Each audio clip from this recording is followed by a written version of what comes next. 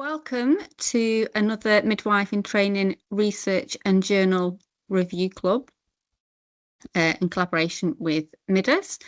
Again, thank you all for coming. It is quite a few of you in today, which is brilliant. I'm going to go through some of the normal housekeeping, and then I will introduce our guest speaker, which is Soo Downe, which a lot of you already know is one of my heroes. Sorry, Soo, if that's embarrassing. But I'm very excited for her to be here to talk to you all as well. So Midwife-in-Training Research and Journal Review Club was started because we wanted to try and get students to look at research early on in the training. I did a research module and students were coming to me and saying that they didn't really see the connection between research and the course. So we wanted to try and change that by getting speakers in to talk about research that they've done, to also look at how we can embed it into education more, and also for you to realise that research starts at the very beginning of your training. So if you're working in practice and you're giving information to a woman, you need to ask where that information has come from in order for it to be sort of informed consent, and you need it to be good quality. So in order to do that for someone else, you need to know what research is and how we can use it within midwifery as well to help with things like policy development and also changes. So it's a big area for change too. It's kind of something that we need that understanding of so that we can affect change in our profession as well, or keep things going as they are if we are doing things well, but having that proof behind it. So next slide, please. Thank you. So this is the agenda for today. So we do record these sessions, but we do redact the personal information apart from myself and Soo. So these will then be available on the YouTube channel of MIDUS so that you can look at it afterwards too. And the idea of that is that you can watch them afterwards. If you can't attend, you can also look back at the sessions, and they can be quite useful obviously for your studies, but also for lecturers like myself. It's nice to have something that we can show students as well as part of things like directed study. So hopefully these sessions will help support your understanding around research, your passion around research, but one of the most important things is to hear from students about what they want as well and what they understand. So today we've got Soo Downe, who's going to be speaking about ethical complexity in midwifery, and we're then going to have breakout rooms and a Q&A. So next slide, please. Just a few house rules. So non-judgmental environment. We do want to hear your views, but it's also considering other people and considering the confidentiality, the NMC code, and our professionalism as well. So it's respecting those differences. So these should be things that you already have, but it's just remembering that in this space. But we do want to hear your voices too with the feedback from the breakout rooms. And also that research is part of your NMC proficiencies, so it's not something that's just added to our course. It's there for a reason as well. So without further ado, next slide please, Soo. I am going to pass over to Soo.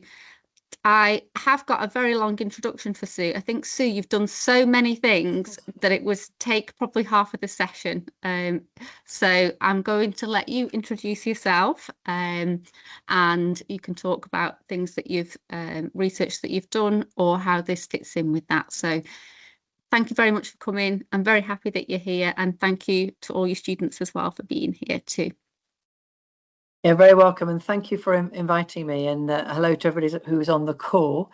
The picture I've put up here is actually, oh, by the way, who I am. Yes, sorry, Professor of Midwifery Studies at the University of Lancashire is who I am.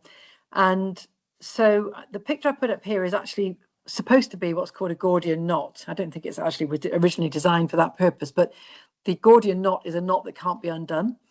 And to an extent, when you get into, certainly when you get into the philosophy of ethics, it does feel a little bit like that. So I'm going to start off by talking through some of the principles, and I'm going to refer first of all to practice actually rather than research, and then take it into research, because they're slightly different in practice and research. Some of the key principles are the same, but there is some differences in how it gets applied. And there are various points when it'd be really good to hear from you all in the chat, or or if you can speak in speaking as well. So I'll stop at those points, and that's before we get to the breakout. And there's a specific question I want to ask you, which is actually a very relevant current question because it's beginning to be asked by researchers. So very interesting to hear what your views are on that question when we get to it. So where we should always start with anything we do, particularly with ethics, but anything we do in practice, should be in what matters to women and birthing people. And we often cite this this research that we did, which was for the World Health Organization, who were in 2014, in fact was the first one we did, looking to redo their guidelines for antenatal care. So this is the intrapartum I'm showing you here, but we did it also for antenatal. And they had seen a paper that we'd done, which included where we put together qualitative research to come up with a solution for something, as in why women don't access antenatal care in low-income countries. And prior to that point, they had not really involved qualitative research in their guidelines, only randomized trials and quant research. So they asked us to do the review of the antenatal care by looking, well, we decided to look at all the publications in any language, all countries, all around the world, any date. So every single piece of literature we could find that was qualitative around women and birthing people's experience of antenatal care. In fact, it was less their experience, it was more what mattered to them about antenatal care, no matter what they got, what mattered to them. And that particular review ended up changing the title of the World Health Organization guidelines. So they began to call them, so you can see this is the intrapartum one, which is titled Intrapartum Care for a Positive Childbirth Experience.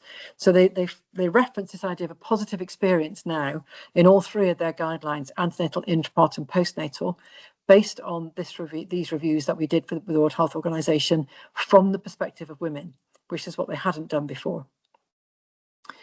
And so when it comes to the intrapartum one, which I'm showing you here, what women wanted was both good outcomes and a positive experience that exceeded or fulfilled their prior sociocultural beliefs and expectations. So you can see it included, obviously, a healthy baby in a safe environment, clinically and psychologically, emotional support, physiological labour and birth, though they acknowledged the need to go with the flow. And if they did need an intervention, they wanted to have a sense of achievement and be involved no matter what, which kind of makes sense to us, I think, as midwives, and I'm sure as student midwives as well. However, what people get is not necessarily that, as we know from some of the reports that have been out. So this is a study that was led by Jill Thompson for her PhD in 2008. Jill is now Professor of Perinatal Research at our university. So this was what she did prior to having that professorship. And her research was looking at women who'd had a previous traumatic birth, who were pregnant again, and looking at what happened in their second labour and birth. And these stories, these quotes were from those women's first traumatic births. And you can see it wasn't particularly related to mode of birth. It was more related to what was done to them and how they felt sidelined or ignored in terms of what they said to the staff at the time. This is clearly not what the women were saying that they wanted in our review. And actually, unfortunately, we still have those situations, as you know, and you may not know that this report came out a couple of days ago, maybe a week ago, from Birthrights, that was looking at the blame culture and at what they call coercion. Coercion, particularly for out of guidance. So those who wanted care that was not necessarily mainstream, out of guidance, met with coercion, safeguarding referrals, or even legal threats. So we're still not really where we should be in terms of what women say matters to them in terms of childbirth around the world. So this is where ethics may come in and may help us to unpack some of this stuff. Not, I mean, as you'll see later, it's not necessarily completely straightforward, but it takes us into the realm of how can we apply principles to the care we provide so that it is optimal for women and babies and birthing people. And there are two main ethical approaches that are usually, or philosophies that are usually applied. One is this one, deontological, which is based on whether an action is right or wrong, no matter what the consequences of that action. So the example here is, the principle is thou shalt not lie. And the application of that is you must tell the full truth, no matter the consequences. So if telling the full truth might actually endanger somebody or cause them harm, that doesn't matter because you're actually applying the rule, and the rule is what matters. The other one is utilitarianism or consequentialism, which basically is the morality of the action is about the outcomes.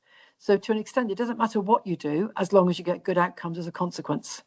And in this case, whereas deontology tends to be more focused on the individual, utilitarianism is more focused on the group, the greatest happiness of the greatest number with the minimum suffering of the greatest number. And the example often used is implementation of vaccines. So it may well be that a few individuals are harmed as a result of vaccination, but the vast majority of people are benefited. So the doing of the vaccine is not the important thing. The important thing is the outcome for the greatest number of the greatest people, the greatest number of people, sorry. By the way, if you've got any comments or questions, just put them in the chat, and I will try and keep an eye on the chat, just so I can kind of respond as I'm talking, but I won't necessarily be looking at it all the time. Can't see anything there at the moment. So the principles that underline, oh, sorry, that hasn't come out as well. I've obviously, some of the wording's not fitted in the box there as well as it should do, but the principles that tend to underpin both of those philosophical approaches are these four. And you may have heard of these if you've done previous studies, or you may already have come across them in your current studies. And they are generally the ones that are cited when people put together a PhD or whatever it happened to be. And if we break those down, autonomy is about a person's right to self-governance. So that tends to be interpreted around informed choice, for example. Beneficence is making sure that what happens is for the best of the individual. Non-maleficence is about making sure that what is done doesn't cause harm.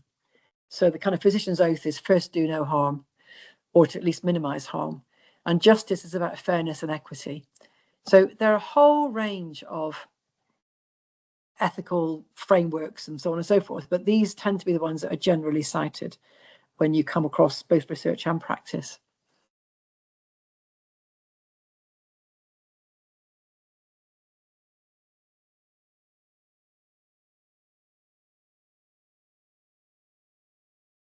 Sorry, Sue, I think you might have muted your mic there. Sorry, yeah. So I was going to say that the previous ones are the ones that are most commonly cited, but then there is this care ethics approach, which is not often cited when people talk about it, certainly in their PhDs and so on and so forth. But it is actually originally from a feminist perspective, although it's not necessarily a feminist approach, and it is about relationships and trust. So it's about basically saying, if you are providing an ethics of care, then it has to come from the fundamental elements of relationships and trust.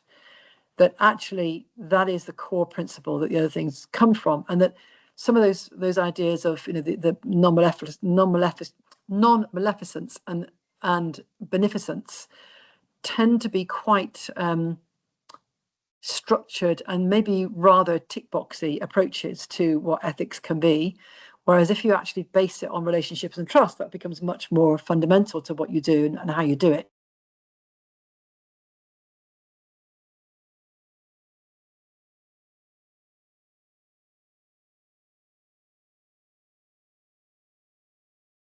Sorry, Sue, I think your mic's gone again. Sorry about that. That is very weird. When I try and move the slides on, it turns the microphone off. How odd. Anyway, I might have to keep turning the microphone back on. So within the care ethics group of the people that are proposing care ethics, there's a whole range of different taxonomies you might want to use to say what the components are. But this is one that's fairly well cited, and it's Carol Tronter, I think Carol Tronter, 2005, and she also updated it 2013. So she talks first of all about these 4 components. So first of all, requiring a recognition of others' needs to be able to respond to them. So you have to be present in the sense of kind of social presence, as opposed to just being in the room.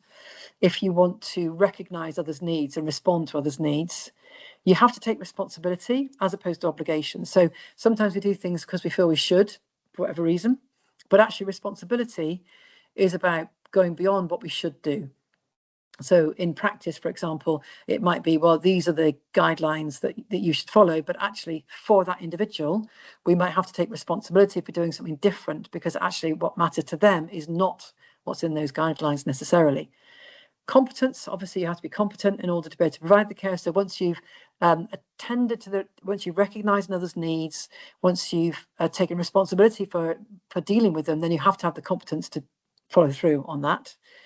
And then responsiveness, so that is the care receiver. So actually being constantly in relation with the care receiver to understand how the care needs to be, it is being received by them, and how you might need to move on in the next stage of the care that they may need. She also added this, I've gone off the end of the slide there, but she also added this other component, which is much less straightforward, it seems to me, but it's more generally about the social needs, the social engagement you might have with an individual or a society. So the kind of obligations within society to be responsible, to responsibility and obligation here, for the well-being of others in that society. So it's a kind of much broader, possibly more woolly kind of notion of what ethics is, but maybe a more human one.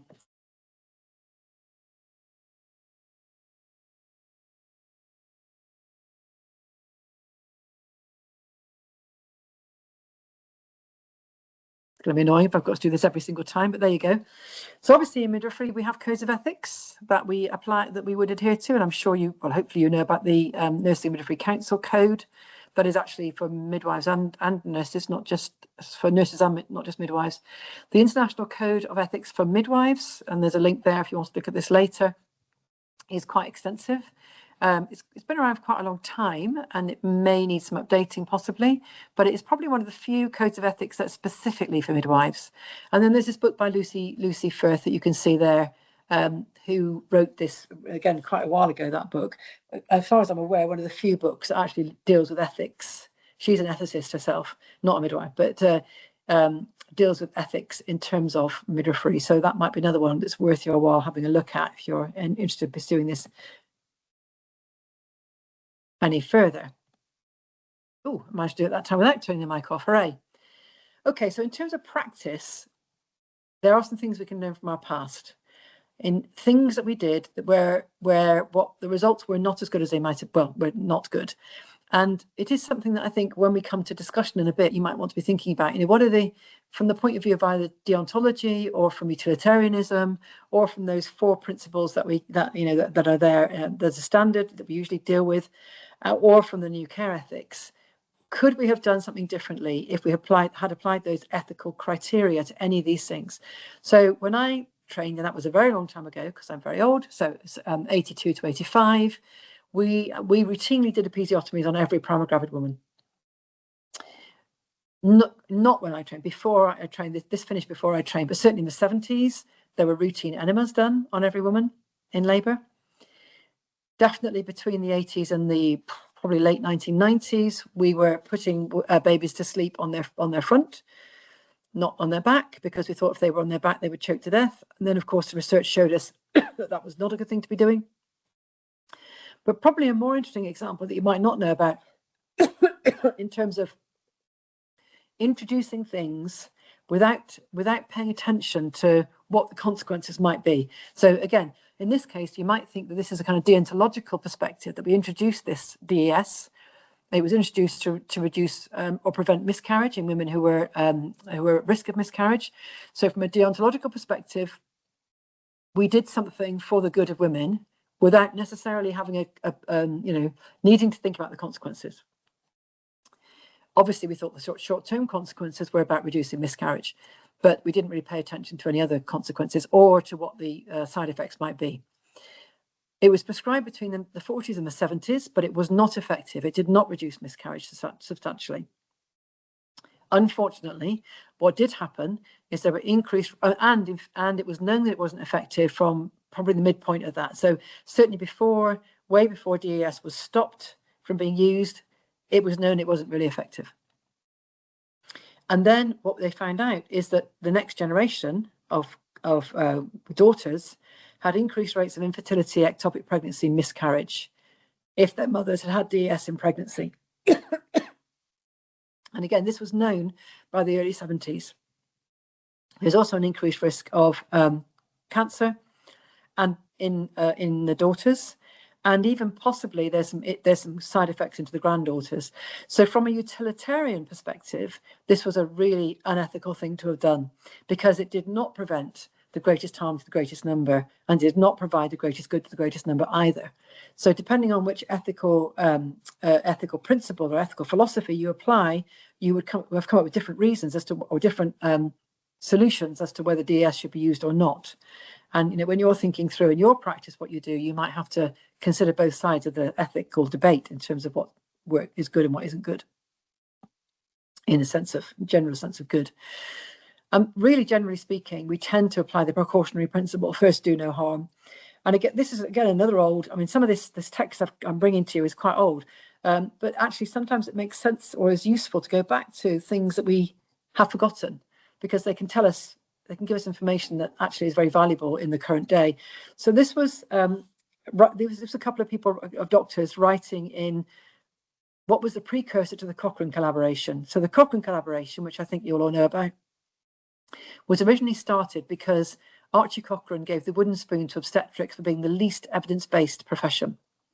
And so as a consequence, Mary Enkin and Mark Kearse and others put together a huge guide, not this one, that's a huge volume, not this particular image, which is the guide to that volume, but it was two great big A3, really fat, heavyweight books, physical books, in which they collected together all the evidence on everything that was done as far as they could in obstetrics and maternity care, and they looked for the evidence.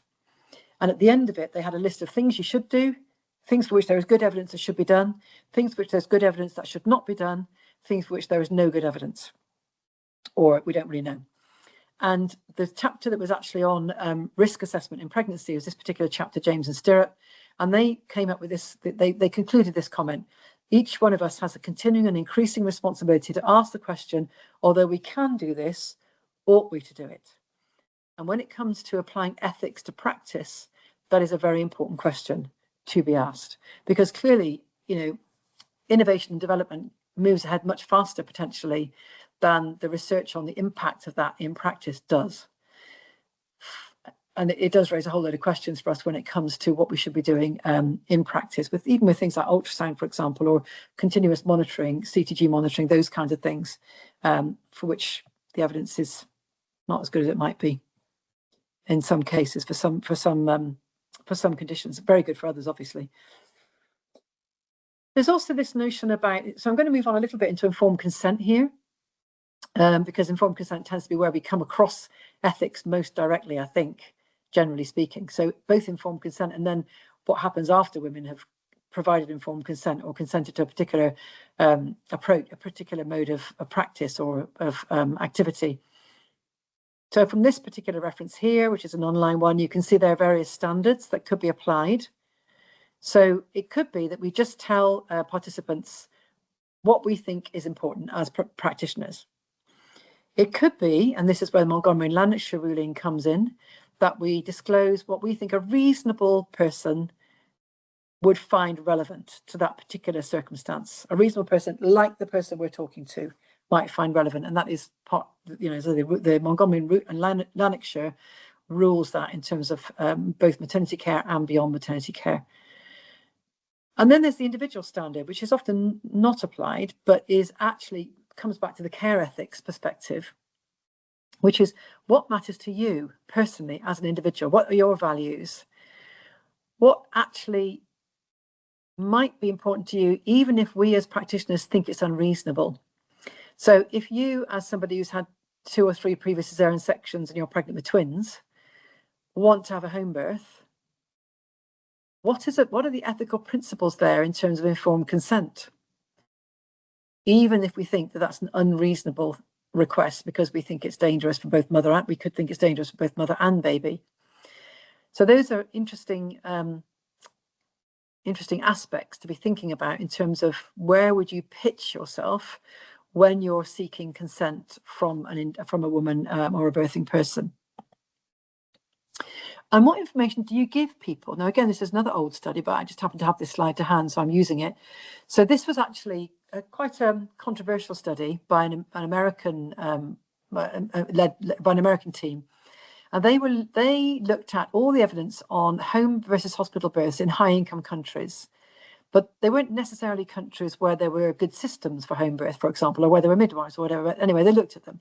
So bearing in mind that the evidence behind this is not necessarily as strong as it might be, what I looked at is they concluded, because there were 2 less neonatal deaths when they put together all the evidence from all the studies they could find in the high-income countries, there were per 2,000 hospital births versus home births, there'd be 2 less neonatal deaths, they found.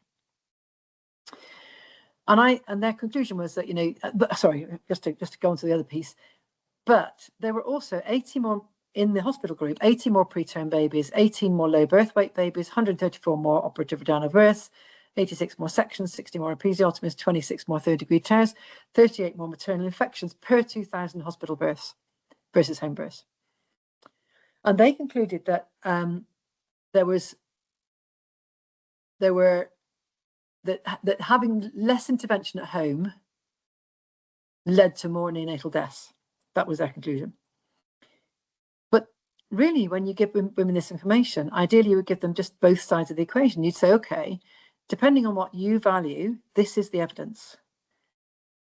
Whether if you decide that 2 per 2,000 is a very low risk of neonatal deaths, but you don't want your baby to be preterm, maybe you're going to go for the home birth. If you decide that you don't care what else happens, you want your baby to survive, then you're going to go for the hospital birth. And that, in the end, is up to the individual, certainly from a care ethics perspective, and definitely from an individual ethics perspective, probably also from a deontological perspective, but maybe not from a utilitarian perspective. So this is just raising a whole load of questions for you to be thinking about, really. I'm just checking to make sure there's nothing in the chat and nobody needing anything explained. No? I'm hoping that because you've not said anything, it's all absolutely, completely clear. But if not, then when we get to the talking later, you can say what any clarity might be needed for you. This is another way of providing this information. So this is from the latest Cochrane review on induction of labour at or beyond 37 weeks gestation.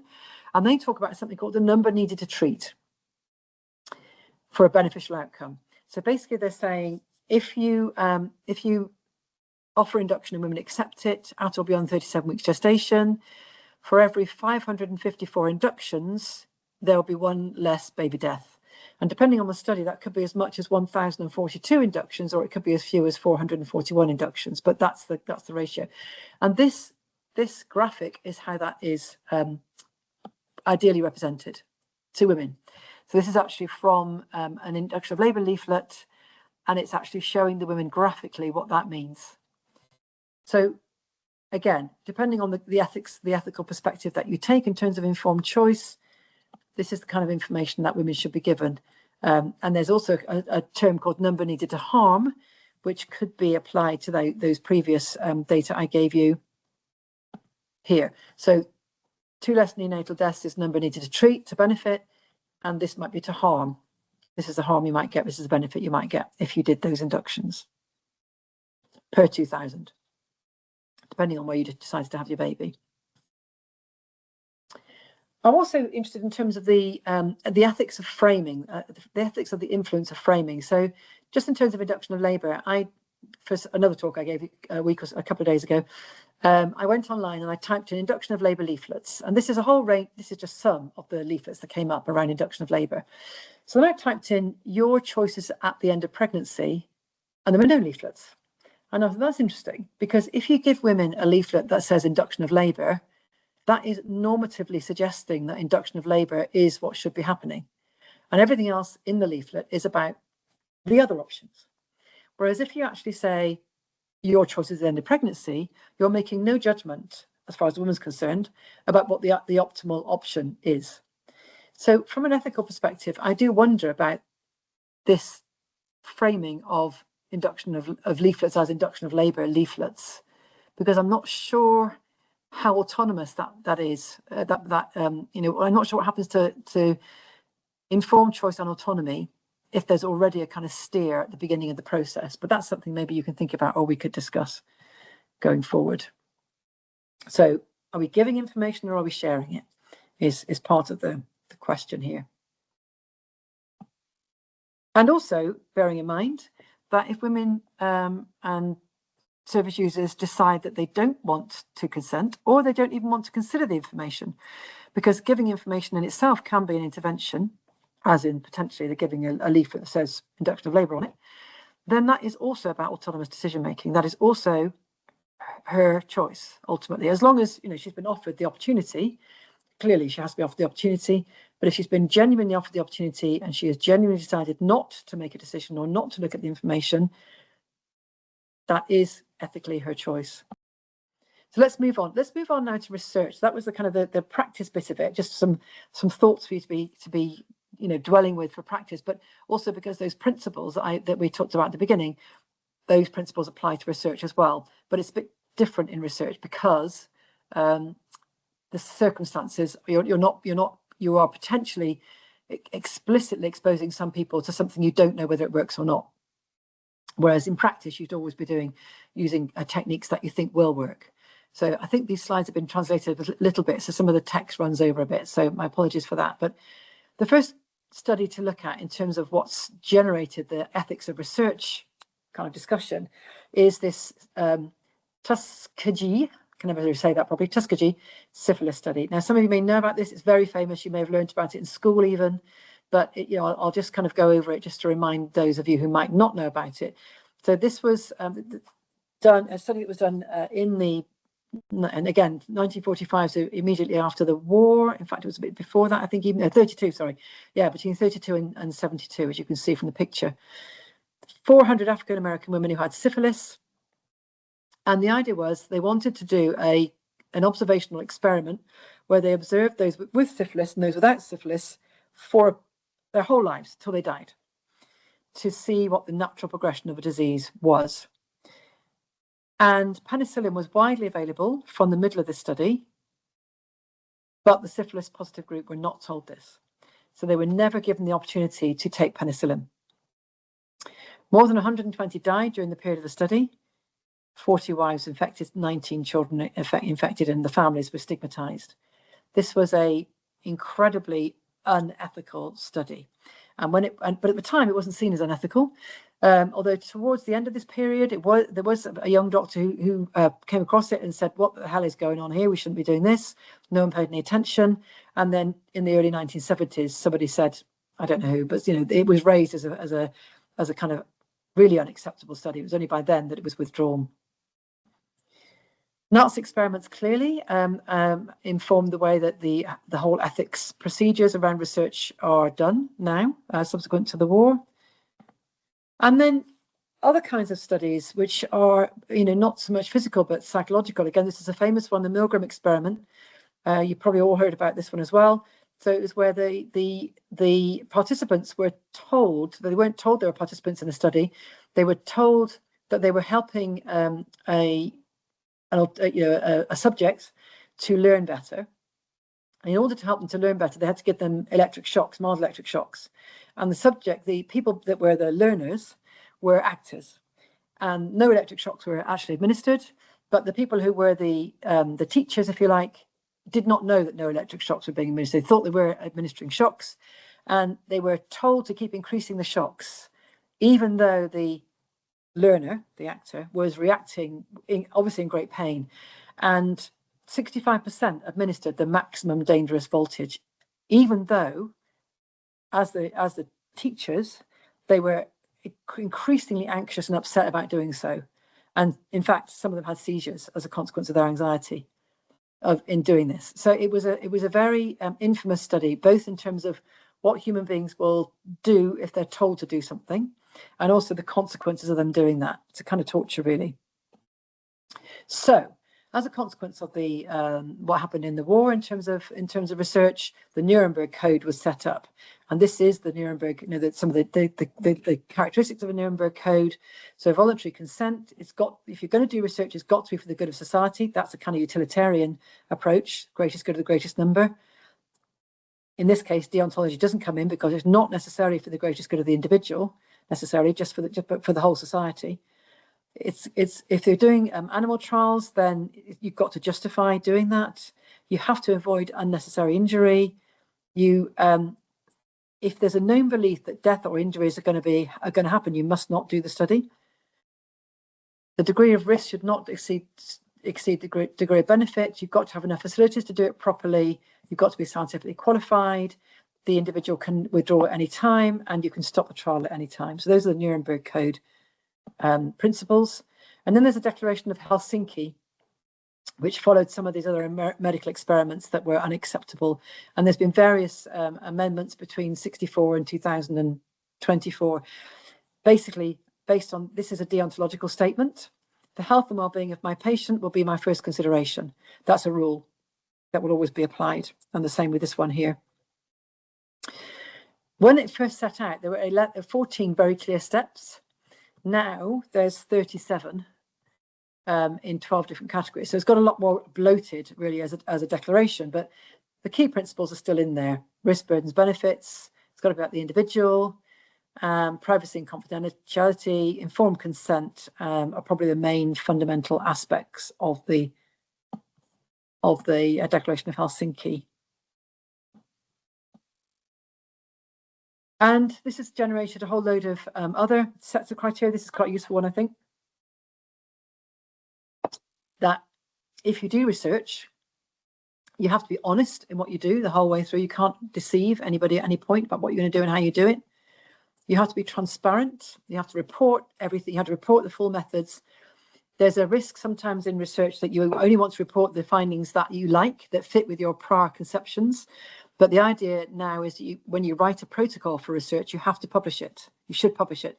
So that when you publish your findings, somebody can look back at your protocol and make sure you haven't missed anything out that you didn't want to say because it didn't fit with what your ideas were. And you also have to share your data as far as you can. So any data you produce have to be available open access, with obviously due regard to confidentiality where necessary. And you have to declare your conflict of interest. So if you do a study that's funded by a drug company and it finds that the drug is super duper amazing, marvelous, you have to declare it was funded by the drug company because there could be bias in there. You have to be accountable, and that's everybody, the funders, the researchers, institutions, everybody. You have to respect everybody involved, including the animals and the environment in your study. And you have to do it in line with appropriate methods, scientific methods. So that's, you know, if you're intending to do research as you go forward, those are really important and useful criteria to bear in mind.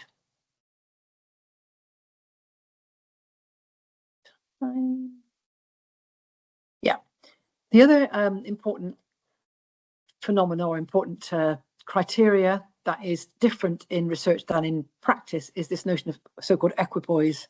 So equipoise means you really don't know if one treatment is better than another. And if you believe strongly, many people do research because they want to prove the thing that they believe is right. And to an extent, you're not really going to start doing research unless you have quite a strong view that the thing you're testing might be a good thing. But you have to be in equipoise enough to accept that it might not. It really might not work. And to be able to be happy with that. So, for example, we did a study on self-hypnosis, teaching women in groups self-hypnosis in pregnancy so they could use it in labour. And the reason we did that actually is because we got together before we came up with that topic. We got together with a whole load of midwives and service users in one of our local trusts in East Lancashire Hospitals Trust. And we asked them, what research should we do as part of our university work? And they came up with a whole huge long list of things. And what was at the top was this self-hypnosis. And we were like, really? You know, we weren't actually that interested, to be honest. You really want us to do that? But no, they really did. And so we thought, okay, we'll do it. So we did that as a randomized controlled trial in 2 different trusts. And we actually didn't find much. We found a difference in one particular aspect, but many of the things we looked at, we didn't find a difference. And we had to accept that, because we had to accept being in equipoise that was the case, that there wasn't a difference. But there was actually, when we came to the qualitative research, there were some really interesting qualitative insights that were very important for self-hypnosis going forward. So, you know, we were initially in equipoise because it wasn't a topic we were particularly interested in doing. Then we became quite kind of wedded to the idea of self-hypnosis, and then we had to accept at the end that actually, at least in terms of the trial we did, there wasn't that much difference apart from this one particular variable, which was it was to do with women's sense of well-being for potentially a future pregnancy. So we can't, you know, if any of these things are in existence, so you're not really quite sure if you're in equipoise, that you've actually got preference, you yourself have got preference for one arm of the study or another, or the women you're talking to have got a preference, then you can't do the study. Equipoise isn't obtainable. And that last one, which I need to be able to see because I need to be able to, there you go, that if you feel that actually doing the best for your patient means you can't do this particular technique, then you're not in equipoise, and you can't actually be part of that study either as a practitioner or in terms of designing that particular study itself. So equipoise really matters. It's an important point in terms of research. Now, I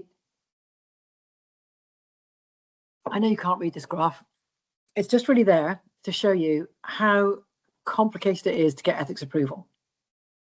And I don't want to put you off doing research if you want to do research in the future, but I do want you to be pre-warned. Somehow we've ended up with an extremely complex ethics approval process, which this diagram illustrates. Now, this diagram illustrates what happens if you're doing research in the NHS. If you're not doing research in the NHS, then the ethics approval is simpler and is usually obtained through a university or similar body. However, if you are doing research in the NHS and you're a university student or a university member of staff, you have to do both the university and the IRS, this particular one, this REC application process. So it isn't a simple thing, unfortunately, to get ethics approval. By the time you've been through all these processes, your research probably is going to be done pretty ethically in theory.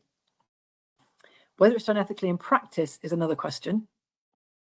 So the other thing is doing research ethically after ethics approval, because I think we've got to the point where it is so much of a tick box exercise, filling in all these forms for ethics. By the time you actually get ethics approval, everybody breathes a huge sigh of relief and they says, right, okay, now we can get on with the study. Thank God for that. But actually, ethical behaviour should be there throughout the whole of the study, not just getting the ethics approval, just getting the information sheet right, making sure you're recruiting people appropriately, etc. So it's always important to keep going back in your study regularly to think, are we still doing this the way we should be doing it? Are we still doing it ethically? Are we still doing it in a way which is actually inclusive? Are we still doing it as we said we would? Are we making changes? If actually, ethically, it looks like we should be making some changes here because the original protocol isn't working as it should. And you can do that as long as you're clear when you write it up that you did make those changes and the reasons you did make those changes as well.